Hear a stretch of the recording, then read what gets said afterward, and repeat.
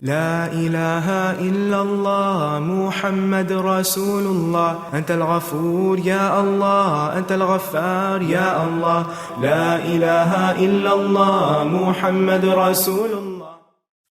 نحمده ونصلي على رسوله الكريم أما بعد فأعوذ بالله من الشيطان الرجيم بسم الله الرحمن الرحيم رب اشرح لي صدري ويسر لي أمري واحلل عقدة من لساني يفقهوا قولي. یا ایہا الذین آمنو، اے لوگو جو ایمان لائے ہو، ما لکم، کیا ہے تم کو، اذا قیل لکم، جب تم سے کہا گیا، انفروا فی سبیل اللہ، اللہ کے راستے میں نکلو، اثاقلتم الی الارض، تو تم زمین سے چمٹ کے رہ گئے، اردیتم بالحیات الدنیا من الآخرہ، کیا تم نے آخرت کے مقابلے میں دنیا کی زندگی کو پسند کر لیا ہے؟ کیا تم آخرت کے مقابلے میں دنیا کی زندگی پہ راضی ہو گئے ہو؟ فما متاع الحیات الدنیا فی الآخرۃ الا قلیل، ایسا ہے تو تمہیں معلوم ہونا چاہیے کہ دنیاوی زندگی کا یہ سب سر و سامان آخرت میں بہت تھوڑا نکلے گا۔ فما متاع الحیات الدنیا فی الآخرۃ الا قلیل۔ آخری صورتوں میں سے ایک صورت ہے نا، دین کی تکمیل ہو رہی ہے، سب کچھ بتا دیا گیا، حجت تمام کر دی گئی، اب ایک ایک دشمن کو پوائنٹ آؤٹ کیا جا رہا ہے اور ان کی صفائی ہو رہی ہے تاکہ اللہ کا کلمہ جو ہے وہ عرب پیننسیولا پر، یہ جزیرت العرب پر پورے کا پورا غالب ہو جائے۔ اس صورت سے پہلے قرآن پاک میں جہاں کہیں منافقین کا ذکر ہے وہاں لب و لہجہ نرم ہے، معاف کر دو، درگزر کر دو، اگنور کر دو، جانے دو، چھوڑ دو، نرمی اختیار کرو، سمجھاؤ، شاید توبہ کر لیں، شاید باز آ جائیں، شاید پلٹ آئیں۔ لیکن اس صورت میں آ کر ایک دم لب و لہجہ بہت سخت ہو جاتا ہے، یوں لگتا ہے جیسے منافقین کے بارے میں قطعی فیصلہ سنایا جا رہا ہے۔ کیوں؟ اب منافقین پہ بھی سختی کیوں؟ پہلے مشرکین پہ سختی، یہود پہ سختی، اب منافقین پہ سختی، اسی لیے تو اس صورت کے خلاف اتنا پروپیگنڈا کرتے ہیں کہ یہ فنڈامنٹلسٹ پیدا کرتی اور یہ نہیں دیکھتے کہ اس کی ترتیب کیا ہے، کس موقع پر اور کس جگہ پر آ کر یہ سب کچھ اب کرنا پڑا، کیونکہ اس کے بغیر اب چارہ نہیں تھا۔ سمجھانے کے دن گئے، لاتوں کے بھوت باتوں سے نہیں مانتے۔ اسلام تبلیغ سے ضرور پھیلتا ہے لیکن خالی تبلیغ کافی نہیں اسلام کی تکمیل کے لیے، پھر ایک دن تو اسلحہ بھی اٹھانا پڑتا ہے۔ تو ابتدا ہوتی ہے سمجھانے سے اور انتہا ہوتی ہے پھر شر کے خاتمے سے، پھر صفائی سے۔ آپ دیکھیں نا، کچھ لوگوں کو آپ سمجھاتے رہے وہ سر ہلا دیں گے لیکن کریں گے وہ جو نہیں کرنا چاہیے، تو پھر ان کو چھوڑ دیا جائے۔ یہ بالکل ایک نیچرل سی چیز ہے، ایک منطقی انجام ہے اب شر کا۔ سمجھا کے اب ایک وقت آیا کہ اب اس کی صفائی کر دی جائے، اب اور نہیں سمجھنے کا وقت۔ جیسے کسی بھی بیماری کا پہلے علاج کرتے رہتے لیکن اگر یہ دیکھا جائے کہ وہ خراب حصہ، وہ بیمار حصہ جسم کا باقی جسم کو بیمار کرنے لگا اور سارے جسم کی ہلاکت کا سبب بننے لگا، تو پھر کیا کرتے ہیں؟ مثلا ٹانگ پر اگر کوئی ایسا پھوڑا ہے جس کا پہلے علاج کیا گیا، پٹیاں لگائی گئی، صفائی کی گئی، دوائی دی گئی، سب کچھ، لیکن وہ تو اب بڑھنا شروع ہو گیا کہ پورے جسم کو ہلاک کر دے گا، تو اب کیا علاج ہے آخر کار؟ ٹانگ کاٹ دی جائے گی، حالانکہ ٹانگ بہت بڑی ضرورت ہے آپ کی، یا پھر آپ ٹانگ کو رکھیں اور خود بھی جائیں۔ اس میں ایک ڈیسیژن تو آپ کو لینا ہوگا، تو وہی لیں گے نا جس میں زندگی بچ جائے۔ تو اب یہ تھا کہ منافقین اپنی حرکتوں سے کھل کے سامنے آ گئے، ان کا عملی رویہ ایسا تھا کہ جس سے ان کا سب کچھ سامنے آ گیا۔ اب اس کے بعد مزید گنجائش نہیں تھی کہ انہیں چھوڑا جائے، اب ان کے ساتھ سختی کا معاملہ ہوگا۔ یا ایھا الذین آمنوا، اے لوگو جو ایمان لائے ہو، مالکم کیا ہے تم کو، اذا قیل لکم انفروا فی سبیل اللہ، جب تم سے کہا گیا کہ اللہ کے راستے میں نکلو، اثاقلتم الی الارض، تو تم بوجھل ہو گئے زمین کی طرف۔ تساقل کہتے ہیں بوجھل ہونے کو، بوجھ سے جھک جانے کو، گراں بار ہونے کو، کسی چیز کے بوجھ کو محسوس کرنے کو۔ اور الی الارض یعنی زمین کی طرف بوجھل ہو کے زمین سے ہی چمٹ گئے۔ اس کی وجہ کیا تھی؟ آپ جانتے ہیں کہ سخت گرمی کا موسم تھا، سفر بہت لمبا تھا، فصلیں پکی ہوئی تھی، زیادہ راہ کم تھا، فاصلہ بہت طویل تھا، اس لیے یہ حکم کچھ گراں گزرا۔ لیکن سب پر یہ گراں نہ تھا، مختلف طرح کے لوگوں نے مختلف طرح کا ری ایکشن کیا، جو آگے چل کر ہمیں پتہ چلے گا۔ لیکن لوگوں کو متوجہ کرنے کے لیے اور ان کا جوش ابھارنے کے لیے فرمایا، اردیتم بالحیات الدنیا من الآخرہ، کیا تم آخرت کے مقابلے میں دنیا کی زندگی پہ مطمئن ہو گئے، دنیا سے محبت کرنے لگے؟ فما متاع الحیات الدنیا فی الآخرۃ الا قلیل، آخرت کے مقابلے میں دنیا کا مال تو بہت تھوڑا ہے۔ ایک حدیث میں آپ صلی اللہ علیہ وسلم نے آخرت اور دنیا کا کمپیریزن اس طرح فرمایا کہ جیسے کوئی شخص انگلی کو سمندر میں ڈبو کر نکالے اور اس پر جتنا پانی سمندر کے مقابلے میں لگے، یہی فرق دنیا اور آخرت کا ہے۔ یعنی پورے سمندر سے آخرت کو تشبیہ دی اور اس کے مقابلے میں دنیا بس اتنا پانی جتنا ایک انگلی کے ساتھ پورے سمندر میں سے لگے، اور وہ کتنا ہو سکتا ہے، بہت ہی تھوڑا۔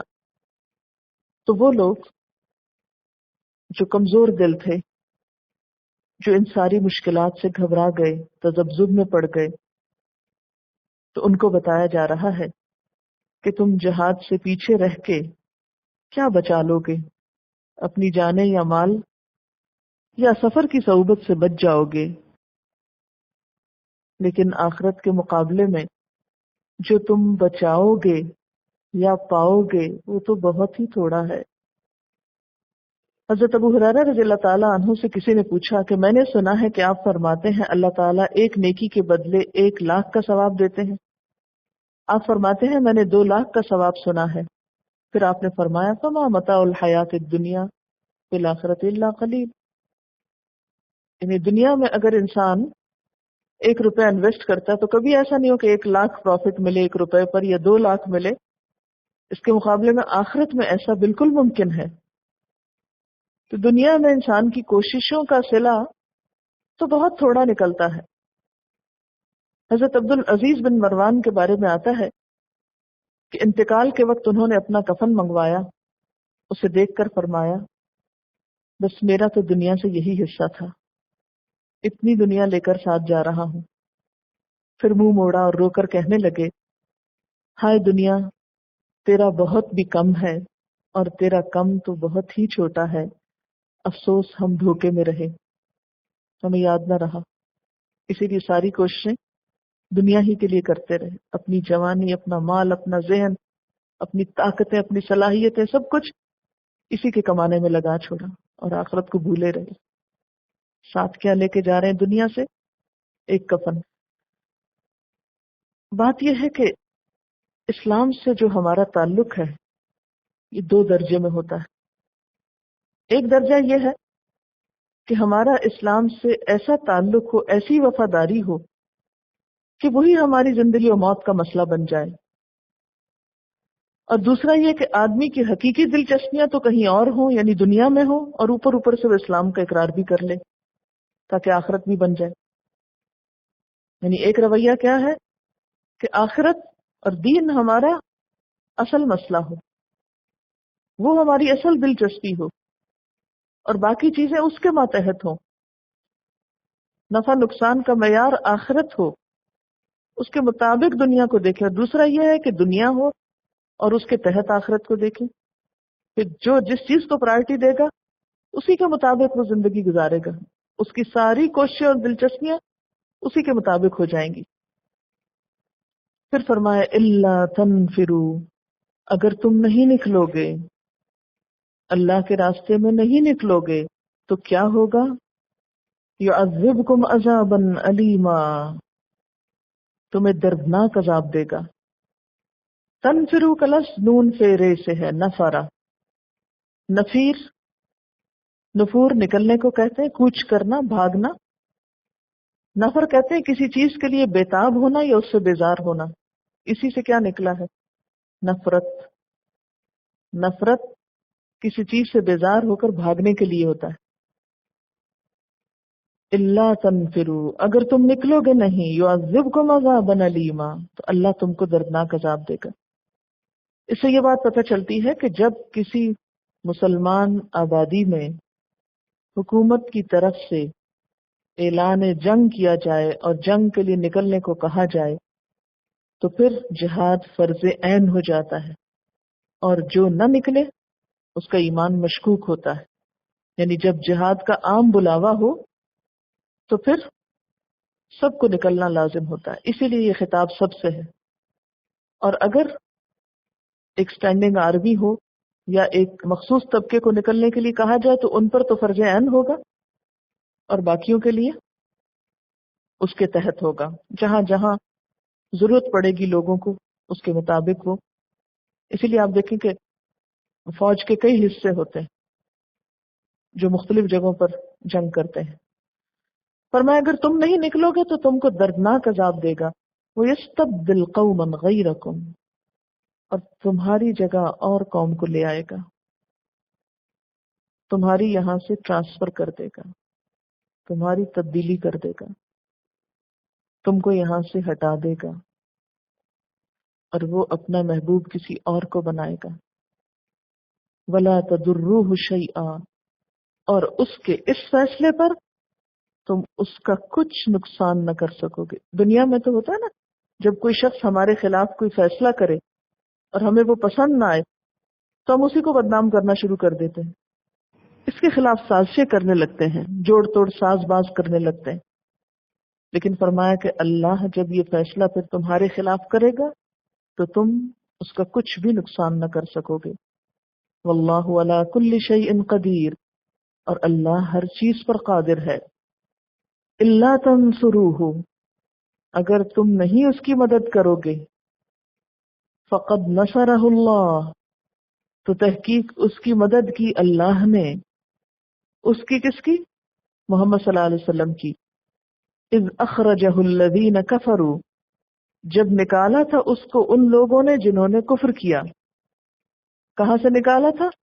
مکہ سے. یعنی اگر اس کام میں تم نے اس کا ساتھ نہ دیا تو یہ نہ سمجھو کہ کام رک جائے گا. جس خدا نے ہجرت سے لے کر اب تک ہر قدم پہ اس کی مدد فرمائی، وہ اب بھی اس کی مدد کرے گا. اذ اخرجہ الذین کفروا، اللہ نے اس کی اس وقت بھی مدد کی تھی جب کافروں نے اس کو اس کے وطن سے نکال دیا تھا بے یار و مددگار. اور کیسے نکالا تھا؟ ثانی اثنین، دو میں سے دوسرا تھا، یعنی صرف دو لوگ تھے. اذ ہما فی الغار، جب وہ دونوں ایک غار میں تھے. غار ثور کی طرف اشارہ ہے.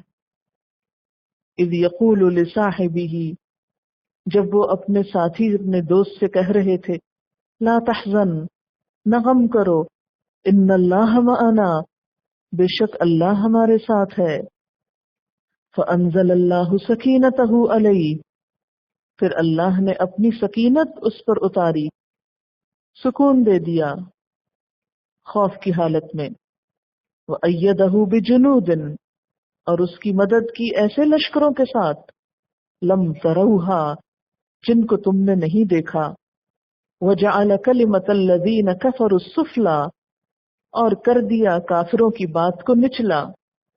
وَكَلِمَةُ اللَّهِ هِيَ الْعُلْيَا، اور اللہ کا کلمہ، اللہ کی بات وہی بلند ہے.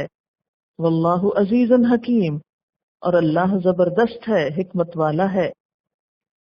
یہاں ان آیات میں آپ صلی اللہ علیہ وسلم کی ہجرت کے واقعے کو بیان کیا گیا ہے، اور پھر حضرت ابوبکر صدیق رضی اللہ تعالی عنہ کی فضیلت بھی بیان ہوئی ہے، جو آپ کے بچپن کے ساتھی تھے۔ سب سے پہلے مردوں میں آپ نے ہی ان کی تصدیق کی۔ معراج کے موقع پر جب آپ صلی اللہ علیہ وسلم آسمانوں پر تشریف لے گئے اور واپس آ کر آپ نے لوگوں کو خبر دی تو بہت سے لوگ شک کا شکار ہو گئے۔ اس موقع پر بھی حضرت ابوبکر صدیق رضی اللہ تعالیٰ عنہ نے سب سے آگے بڑھ کر آپ کی تصدیق کی۔ پھر ہجرت میں آپ کے ساتھی تھے، اور غار ثور کی رات، اس کے بارے میں ایک بہت دلچسپ واقعہ آتا ہے۔ ایک دفعہ حضرت عائشہ رضی اللہ تعالیٰ عنہا رات کے وقت آسمان کے ستاروں کو دیکھ رہی تھی۔ حضور صلی اللہ علیہ وسلم آپ کے ساتھ تھے۔ ستارے دیکھ کر پوچھتی ہیں، اے اللہ کے رسول صلی اللہ علیہ وسلم، اتنی نیکیاں بھی کسی کی ہیں؟ آپ نے فرمایا عمر کی۔ تو فوراً ان کو خیال آیا کہ میرے باپ۔ کہنے لگی میرے والد؟ فرمایا صرف ایک اس غار ثور کی رات کی نیکیاں عمر بھر کی نیکیوں سے زیادہ ہیں۔ عمر کہا کرتے تھے، کاش ابو بکر مجھے اس رات کی نیکیاں دے دیں اور مجھ سے ساری زندگی کی نیکیاں لے لیں، میرے سارے کام لے لیں اور وہ ایک رات مجھے دے دیں۔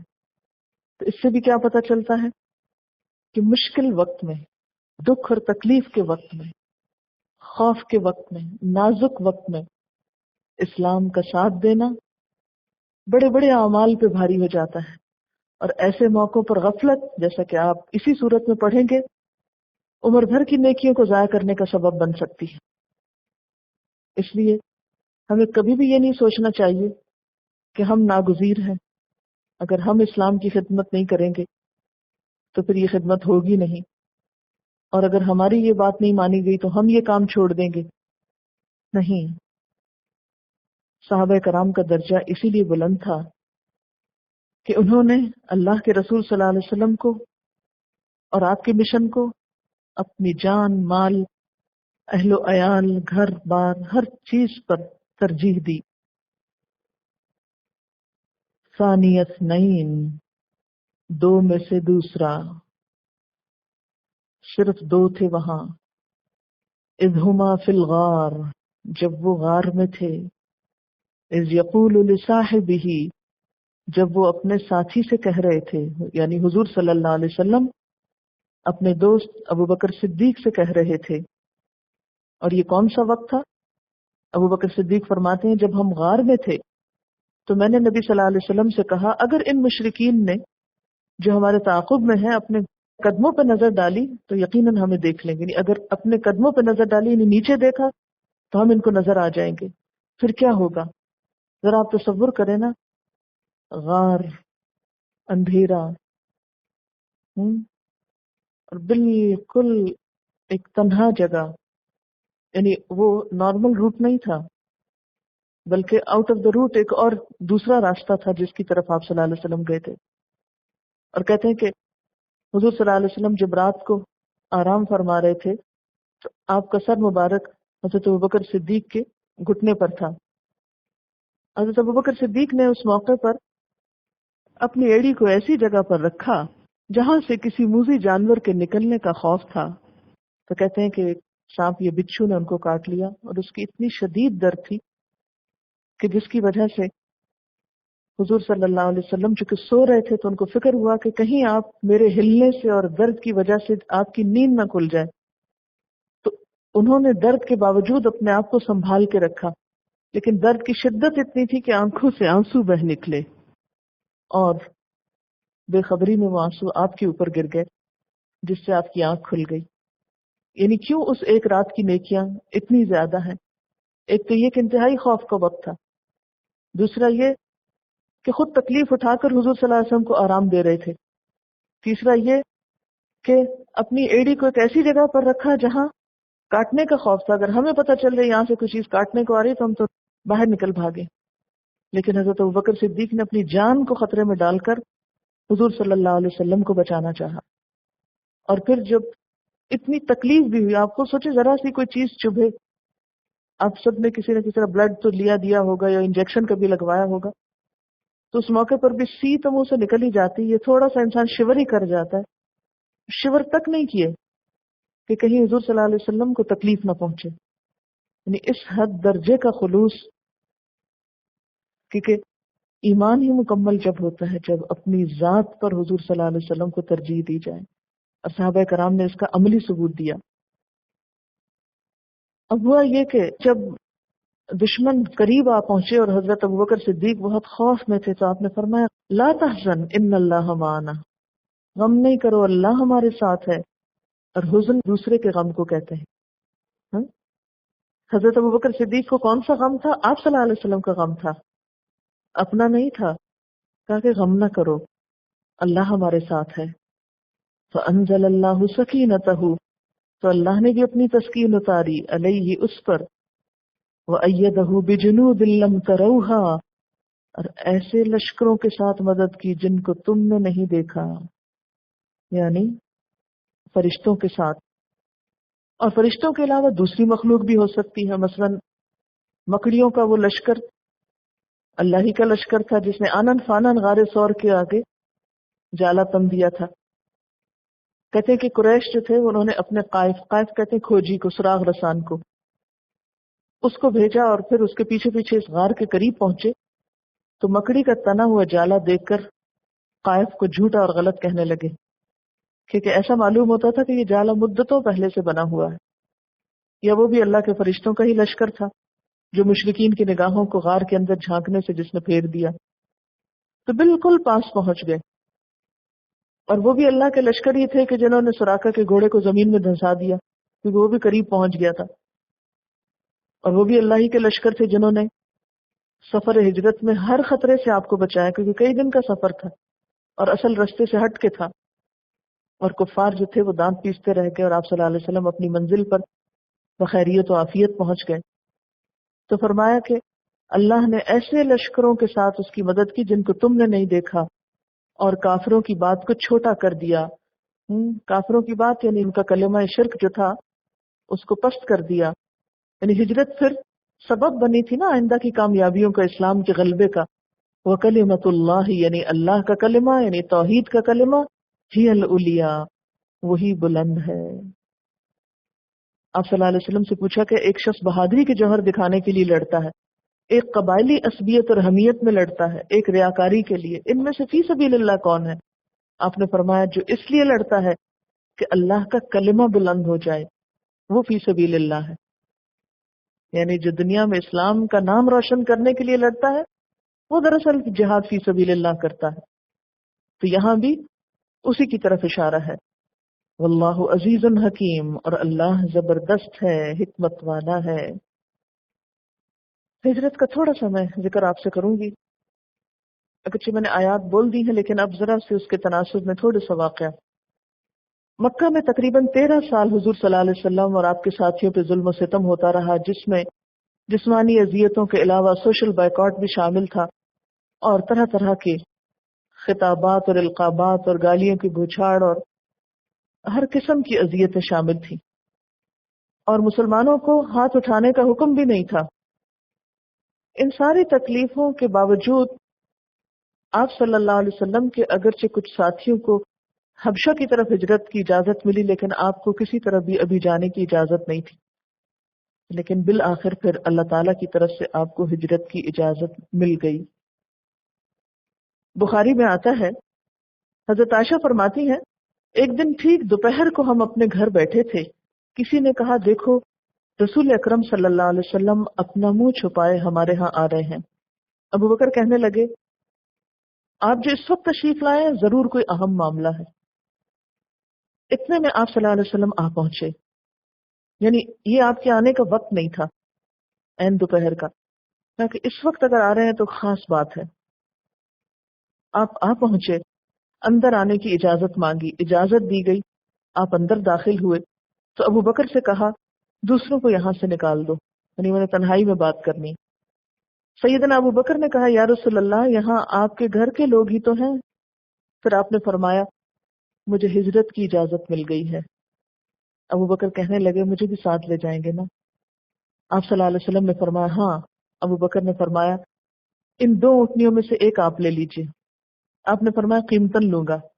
چنانچہ میں نے جلدی سے ان دونوں کا سامان تیار کیا. حضرت عائشہ نے توشہ ایک چمڑے کے تھیلے میں رکھا. اسما بنت ابی بکر نے اپنا کمر بند پھاڑ کر تھیلے کا منہ باندھ دیا. اب اس میں عورتوں کی پارٹیسپیشن دیکھیں. اس دن سے ان کا نام ذوالنطاقین پڑ گیا. پھر آپ صلی اللہ علیہ وسلم اور ابو بکر سور پہاڑ کے غار میں چلے گئے. 3 راتیں وہیں چھپے رہے. عبداللہ بن ابو بکر جو ایک ہوشیار اور نوجوان آدمی تھے رات ان کے ہاں گزارتے. منہ اندھیرے مکہ قریش کے ہاں آ جاتے جیسے مکہ میں رات گزاری ہو، اور دن بھر قریش کی ان دونوں کو نقصان پہنچانے والی باتیں سنتے اور رات کے اندھیرے میں جا کے انہیں بتاتے. عامر بن فہیرہ جو وہ بکر کے غلام تھے گلے سے ایک دودھ دینے والی بکری روک رکھتے. جب رات کی 1 گھڑی گزر جاتی تو اس بکری کو غار میں لے آتے تو دونوں صاحب تازہ اور گرم دودھ پی کر رات بسر کرتے اور منہ اندھیرے ہی بکریوں کو آواز دینا شروع کر دیتے. 3 راتیں ایسا ہی ہوتا رہا. آپ صلی اللہ علیہ وسلم اور ابو بکر رضی اللہ تعالیٰ عنہ نے قبیلہ بنی وائل کے ایک شخص کو اجرت پر راستہ بتلانے والا مقرر کیا، یعنی اسے اجرت دے کے اس سے راستہ معلوم کیا. اگرچہ یہ کافر ہی تھا تاہم دونوں صاحبوں نے اس پر اعتماد کیا اور مکہ سے نکلتے وقت اپنی اونٹنیاں اس کے حوالے کر کے کہا 3 رات کے بعد وہ اونٹنیاں لے کر غار ثور پر آ جائے. چنانچہ 3 راتیں گزرنے کے بعد صبح وہ اونٹنیاں لے کر آ گیا. عامر بن فہیرہ بھی ساتھ ہی روانہ ہوئے اور راستہ بتانے والے نے ساحل کا راستہ اختیار کیا، یعنی عام راستے سے نہیں گئے. سراقہ بن مالک کو اپنے بھتیجے عبد الرحمن بن مالک سے خبر ملی کہ قریش نے ان دونوں ساتھیوں میں سے ہر ایک کے قتل یا گرفتار کرنے پر 100 اونٹ کا وعدہ کیا ہے. یعنی حضرت ابوبکر ہی ہوں یا حضور صلی اللہ علیہ وسلم ہو، جو بھی ان میں سے کسی ایک کو پکڑے گا تو ایک کے اوپر 100 اونٹ. ایک دن میری یہ قوم بنو مدلج کے ایک آدمی نے مجھ سے کہا سراقہ میں نے ابھی چند آدمی دیکھے جو ساحل کے راستے سے جا رہے ہیں، میں سمجھتا ہوں کہ یہ وہی ہے، یعنی محمد صلی اللہ علیہ وسلم اور اس کے ساتھی. سراقہ کہتے ہیں میں سمجھ تو گیا مگر بظاہر یہی کہا کہ وہ لوگ محمد صلی اللہ علیہ وسلم اور اس کے ساتھی نہیں بلکہ فلاں فلاں ہوں گے جو اپنی کسی گمشدہ چیز کی تلاش میں گئے ہوں گے. یہ کہہ کر میں نے چوری چھپے اپنا برچھا سنبھالا، اپنا گھوڑا ان کے تعاقب میں سر پر دوڑا دیا، یعنی ان کو دھوکہ دے کے کہ یہ اونٹ میں حاصل کر سکوں. جب میں آپ صلی اللہ علیہ وسلم کے قریب پہنچ گیا تو گھوڑے نے ٹھوکر کھائی اور میں گر پڑا. میں نے تیروں سے فال نکالی جو میرے ارادے کے خلاف نکلی، مگر انعام کے لالچ میں پھر گھوڑے پہ سوار ہو کر دوڑا تو میرے گھوڑے کے پاؤں گھٹنوں تک زمین میں دھنس گئے. اب آپ خود سوچیں کہ یہ کوئی معمولی واقعہ نہیں ہے کہ کوئی گھوڑا اس کی آدھی ٹانگیں زمین میں جا گھسیں. میں نے پھر فال نکالی، میرے ارادے کے خلاف نکلی. آخرکار میں نے آپ صلی اللہ علیہ وسلم کو امان کے لیے آواز دی کیونکہ میں سمجھ گیا تھا کہ عنقریب آپ کا بول بالا ہوگا. پھر میں نے انہیں قریش کی سب خبریں بتا دی اور دیت والی خبر بھی بیان کی اور توشہ یا سامان کی پیشکش کی جو انہوں نے قبول نہ کی. البتہ آپ نے مجھے اتنا کہا کہ ہمارے حالات کسی کو نہ بتانا. پھر میں نے امان کی تحریر کا مطالبہ کیا. آپ نے عامر بن فہیرہ کو تحریر لکھنے کو کہا تو اس نے چمڑے کے ٹکڑے پر تحریر مجھے لکھ دی اور آگے روانہ ہو گئے. یہ امان کیوں لی تھی انہوں نے؟ کہ کل کو اگر حضور صلی اللہ علیہ وسلم غالب آ جاتے ہیں تو میری تو پکڑ ہو جائے گی. سیدنا زبیر اور کئی دوسرے تاجر مسلمان جو شام سے اسی ساحلی راستے پہ واپس آ رہے تھے، ان لوگوں کی آپ کے قافلے سے ملاقات ہوئی. حضرت زبیر نے آپ کو اور ابو بکر کو سفید کپڑے پہنائے. مدینہ والوں کو آپ کے مکہ سے روانہ ہونے کی خبر مل چکی تھی. وہ ہر روز صبح ہررا تک آتے اور انتظار کرتے. جب دوپہر کی گرمی شروع ہو جاتی تو واپس جاتے. ایک دن ایک یہودی اپنے محل پہ چڑھا تو اس نے آپ کو سفید کپڑوں میں ملبوس مدینہ کی طرف آتے دیکھا. بے اختیار چلا اٹھا، جس سردار کی تمہیں انتظار تھی وہ آ گئے. یہ سنتے ہی مسلمانوں نے ہتھیار سنبھالے اور ہررا جا کر آپ سے ملے. آپ بنی عمرو کے محلے میں جا کے اترے. پیر کا دن اور ربیع الاول کا مہینہ تھا. یہاں آپ نے مسجد قباء کی بنیاد رکھی اور نمازیں ادا کرتے رہے. پھر جمعہ کے دن آپ مدینہ کو روانہ ہوئے اور پھر وہاں جا کر مسجد نبوی کی تعمیر ہوئی اور کس کس طرح اللہ تعالیٰ نے اپنے پیغمبر کی مدد کی. اور یوں آپ کا یہ سفر ہجرت جو تھا وہ سیدنا ابو بکر کے ساتھ طے ہوا. یہاں اس واقعے کو کیوں کوٹ کیا گیا ہے؟ اور مجھے اس واقعے میں جو بہت ہی خوبصورت کردار لگتا وہ یہ کہ حضرت ابوبکر صدیق کو جب پتہ چلا تو یہ نہیں کہا کہ اچھا پھر کون جا رہا ہے آپ کے ساتھ. ہم جیسا کوئی دوست ہوتا تو یہ کہتا کہ اب اس مصیبت میں تو میں نہیں پھنسنا چاہتا، کسی اور ہی کی طرف ان کا دھیان موڑو. فوراً پوچھتے ہیں میں آپ کے ساتھ جاؤں گا نا.